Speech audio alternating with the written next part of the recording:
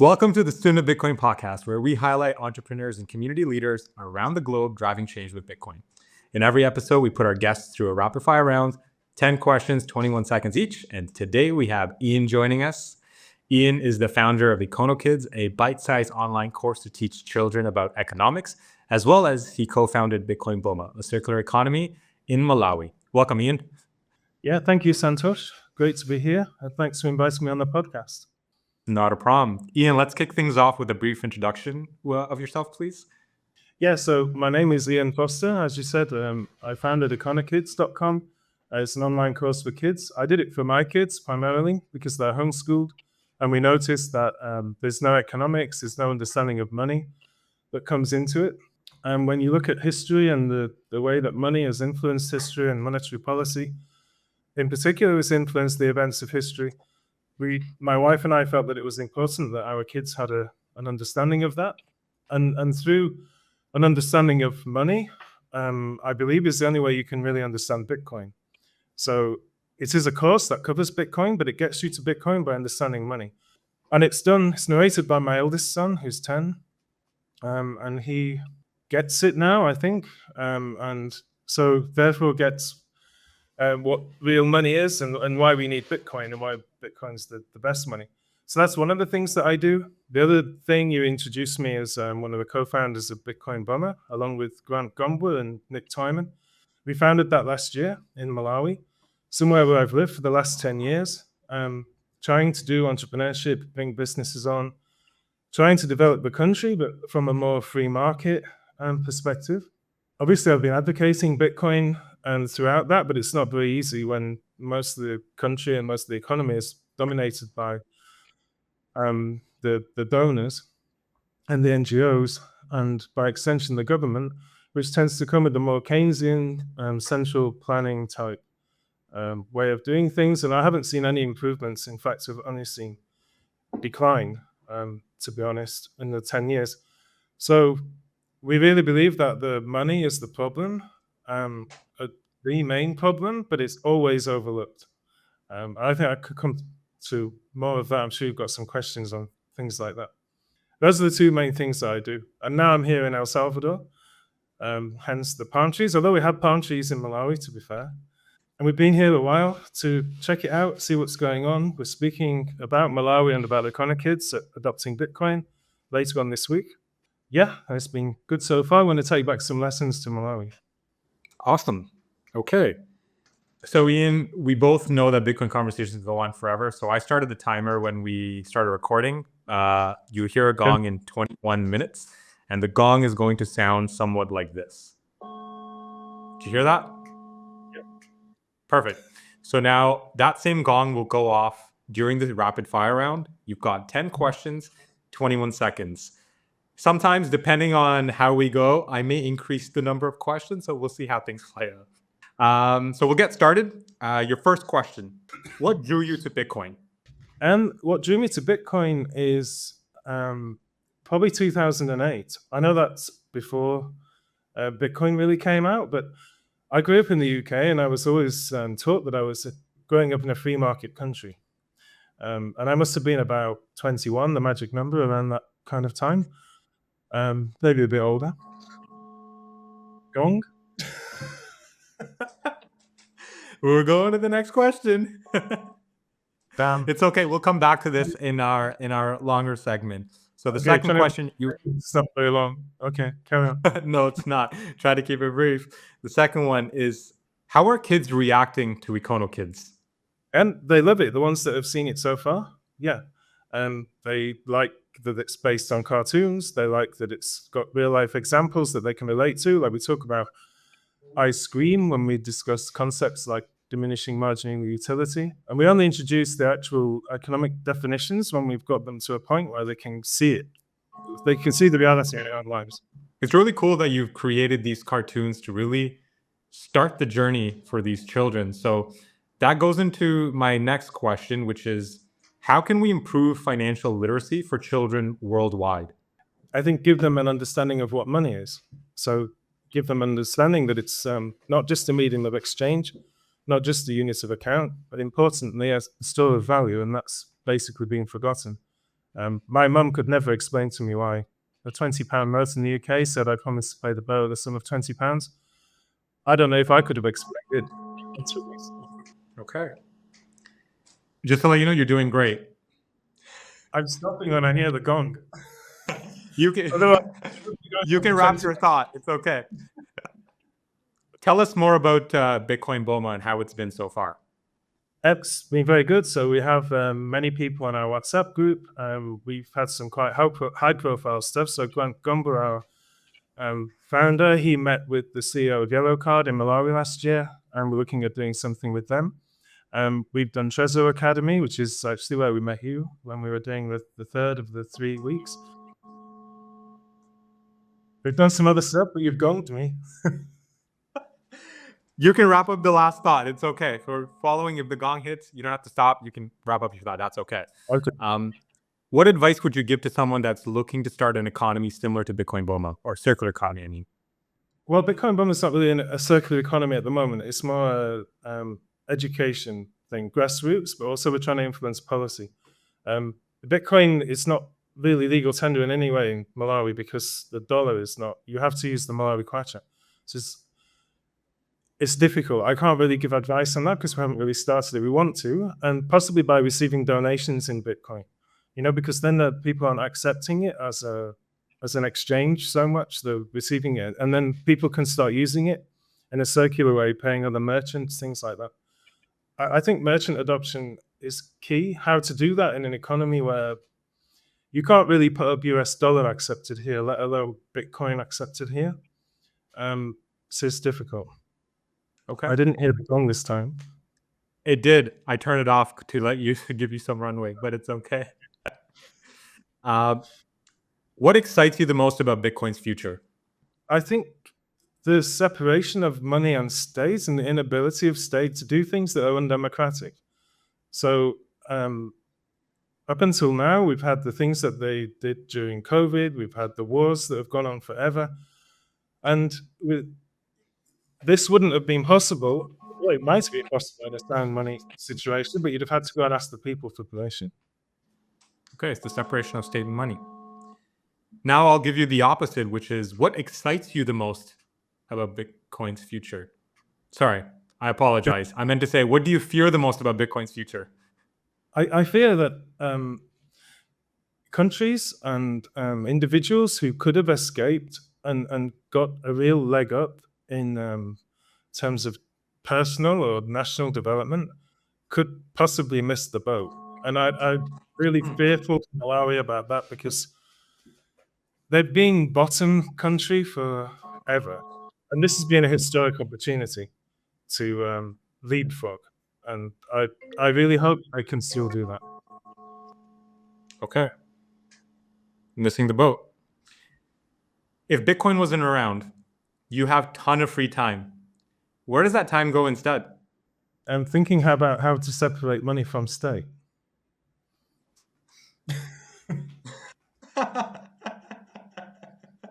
Okay, so not much changes then. That's good to know. Eventually, we would have managed it. Satoshi did it. But people were thinking about it before. Okay. So you're okay. It's very interesting. Now, your last question. What is one piece of advice you'd give to the audience? Well, I don't know who they are, but I think you should stack sats, obviously. But I think that, I mean, I don't, and I wouldn't trade Bitcoin. I wouldn't worry about ups and downs. I don't know if we're going to see massive drawdowns anymore, but I'm not really giving investment advice. My advice would be to earn money. Fair enough. Okay. How do you think that went? I think it was pretty good, actually. I barely had time to think. There were many things that I didn't bring up.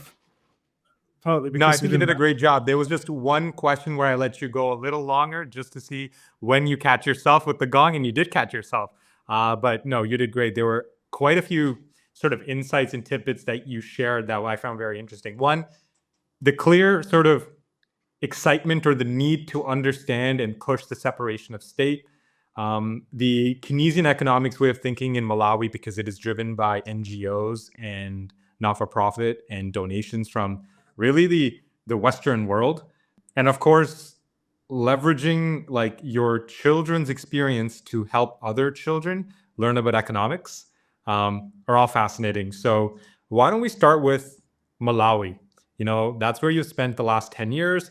You mentioned, the way that the country operates isn't ideal economically, given how money is coming or being funneled in from other societies. So, what can Malawi do to improve the livelihood of its citizens? Well, let me start with an example of how people save in Malawi. So the Malawi kwacha inflation is more or less 40% every year. In the last year, the money supply has increased by 49%. That's not the official explanation for the inflation, by the way. The official explanation, I think, is the Ukraine-Russia war and climate change. But this growth in the money supply basically matches the growth in government domestic borrowing. This is on top of the international borrowing that they do. So last year, on the first night of adopting Bitcoin, the central bank devalued the Malawi kwacha by 44% overnight. My wife had bought some varnish the day before for their house for 40,000 Malawi kwacha, and it turned out that it wasn't enough varnish. So she went back to the shop the next day. They said, you need to wait for a few hours because we're updating all our prices. This happened across the board. Everyone was updating their prices. So basically, everything was closed for business. When she was allowed to buy the varnish, it was 80,000 kwacha. So it had gone up 100%, literally overnight. Right, so this is varnish. You can be like, oh, well, who cares? Like, just don't finish the banister rail kind of thing. But this happened across the board. So petrol went up about 40%, electricity went up 40%, everything went up around this. So how do you save and plan for the future in a country that's got money like that? And if you go to the rural areas, I don't know if you did, where the vast majority live, and they live like subsistence agriculture, they sometimes sell some of their crops. They might get some paid work from time to time, like it's called ganyu, it's like ad hoc manual labor. They've got no way of saving whatsoever. There's no like hard asset, except there is. It's called goats. And so they all buy goats, and that's the store of value. So a few years ago, goats was going for about 15,000 kwacha. Now they're going for 60,000. So the people get it, right? You don't save Malawi kwacha. You're saving something that's going to hold value. But the problem is when they're planting the maize, which is during the rainy season, so during about 4 or 5 months, all these goats get corralled because they know that goats eat everything. The moment the maize has been harvested, all the goats are released and they run across the whole country, sometimes across the roads in front of your car. And they eat everything. So every new tree sapling that's tried to sprout up just gets eaten. So there's a massive problem of deforestation because of people who use charcoal to cook. There's no alternative. But there's no reforestation because the store of value that people have destroys value, right? It's destroying the trees that are coming back up. So then you get poor topsoil, you get the soil's not holding together very well. And suddenly what used to just be heavy rains and a few floods are now flash floods. If you go into washing away villages, like you may have even seen reports of this. If you go a bit higher up the social hierarchy, people will invest in bricks and mortar, cement, to start building houses slowly. So you can't get a mortgage. You certainly can't save up to build a whole house because by the time you do, your money will be worth like 10% of what you thought it was going to be worth. So you build slowly. And so you're constantly buying river sand, which is eroding the beds of these rivers all over the country. You put that with the fact that the soil is barely held together by any trees. And these cyclones that we get now every year, and have always had every year, are now worse, apparently. You can guess what's blamed. I think it's getting worse because there's nothing to stop them. And so the water just gushes everything away. And so things are getting worse, and value is being destroyed because people are they're desperately trying to save because the money is so hopeless in things that are worse. It's destructive. So you see the destructive power of fiat money in a place like Malawi more than anywhere else. But the donors don't see this. And I don't think they understand money, partly because if they are economists in any way, then they're Keynesians. And so you can look this up, but they're now pushing for goats as an income generator for smallholder farmers. So there's now more than 12 million goats, I think, which must be more or less the adult population of the country. There's one goat per adult. It's insane. And they're pushing that because they look at how can we improve the incomes of these people? Well, they're not stupid in terms of spotting that a goat's gone from 15,000 to 60. But Bitcoin would be better because Bitcoin doesn't destroy anything. So if these people could have Bitcoin instead, 15,000 may now be 100. I don't know. Let's just say goats track Bitcoin. I haven't done the maths. But it could be. It could be. But the problem is Bitcoin doesn't destroy anything. We don't need to get into the mining and energy debate because I'm sure you understand that it's positive for that too. But the store of value in Malawi destroys everything. And the sooner people can see that, I think that was your question, like how can it turn around? The answer is not simple because you can say, oh yeah, get people to see it. At the moment, we have half a month's import cover of US dollars, something like, I don't know, $150 million import cover in the country. So we've had fuel shortages everywhere. People are queuing for like 8 hours to get fuel. And you're rationed to no more than 30 liters. So if you've got to travel the length of the country, you've got to do 2 queues or you've got to bribe the attendant. You're not allowed to fill a jerry can. So anyone who's got a generator at home, they can't get their generators filled unless you can lift the generator and take it, right?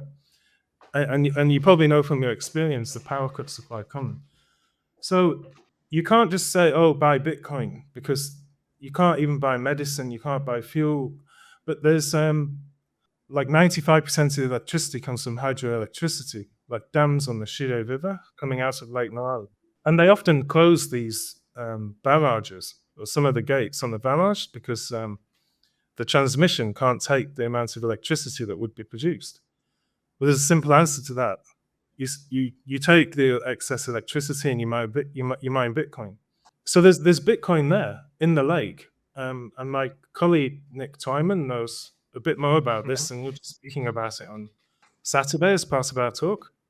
But there's ways to get started. And then if you do that also, then you can attract tourism, like the Bitcoin tourism that you get in El Salvador, for example. Yeah, I mean, like we're starting from a very low base. Like it's an incredibly poor country. There's not that much there. But the current development agenda is just so incremental. And they're happy with increased income. So if somebody's on 2,000 kwacha a day, let's just say, if a donor comes in and does a program, and by the end of the year that person's earning 2,200, they go, ooh, that's good, 10%.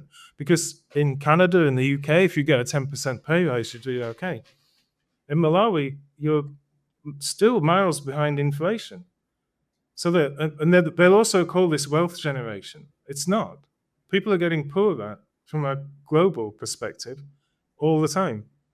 And I think the only way that it can be truly addressed is if we look at the big elephant in the room, which is the currency. Right. Wow, I actually did not know about the goats. I wish I'd known when we were there, but I did definitely see how people were living hand to mouth and the simplicity in their life. Like I'll never forget, we did a local cooking class in a local Malawi's home. They had nothing but salt and oil. And I asked, do you not put any spice in? They said, no, this is all we have. It's just salt. And being Indian, having grown in a cabinet full of spices, that felt alien. And then you realize, well, that's just, oh, that's our gong. It looks like the gong didn't sound it. It was a deeper instead. That's 21 minutes. Okay, I could hear that one better. You can hear that one better. Okay, so maybe I always thought the gong would be a little bit more calming. Than this would just like, create more anxiety for the guests, which is why it chose the gong instead of the beep. But okay, I do have one question. I'm going to break my own rule and extend the pod by another minute. I do want to hear more about EconoKidz. So maybe with 1 minute, what can parents or the society do to help our next generation better understand money? Because that's the path you're on. I'd love to hear about that. Your minute starts now. And yeah, well, EconoKidz would be a good start. It's free. We have a QR code up there if you want to support us with sats, but we decided to do it as a way to kind of give back and to show that we were really bothered. And I don't necessarily think there's a big market out there for things like this, because most parents don't really have time, or they don't understand it themselves, or they think it's a specialist subject. I think the first thing you can do is realize that economics is not a specialist subject. It is the way it's taught in the universities these days, because you have to memorize these lengthy econometric proofs that prove nothing except that you can memorize lengthy econometric proofs. Whereas real economics, like Austrian economics, I don't really like calling it that because it just seems to be a more realistic version of economics, more about human action. It's something that people can actually relate to, because you can recognize it in your own lives. So rather than being taught about what the rational man would do and think, well, am I irrational then? Because I never do that. You learn about what people do and how you get some kind of spontaneous order occurring because the interactions of different people. And so for kids, you can actually teach them economics if you follow that approach, because the way they play, the way they interact with their friends, the way they interact with their brothers and sisters, even with their families and parents, they're behaving as economic actors. That's the type. And you don't need to put that in a graph or put that in an equation. You just need to take a step back and say, well, what's motivating that behavior? What were the incentives? Da, da, da, da. And that's really what economics comes back to. And that's what we try to do in EconoKidz. And so try to. The compass going, are you in a church now? The gong is reminding you to wrap up. Okay. All right. So let me wrap up. Yeah, I think realize it's not a specialist subject, and realize that it's one of the most important things your kids can try to understand, because no matter whether they're going to become a surgeon, a street cleaner, a cook, or whatever it is, it doesn't matter. They're going to be economic actors. And if they understand store of value in particular, then they can appraise the kind of things that are offered to them to help them store value or not. Okay. I like that. Rather than using the big words, the graphs, just take it to where they already are, because they're already acting as economic players within their daily lives. Very interesting take. Awesome. Well, thank you so much, Ian. It was a wonderful discussion. For me, key takeaways, of course, is understanding what's going on in Malawi on like the grassroots level, because it's very difficult for foreigners or Westerners sitting in front of the Twitter screen and just reading these articles versus actually living it. And appreciate you giving us insights. And please keep up the vigor for continually thinking about separation of money and state, even if Bitcoin wasn't around. I love that. Ian, I know you can be found on X. You've got the EconoKidz website, so we'll share that in the show notes. For the audience, thanks for tuning into the Student of Bitcoin podcast. Stay curious, stack sats, spend those sats. Until next time.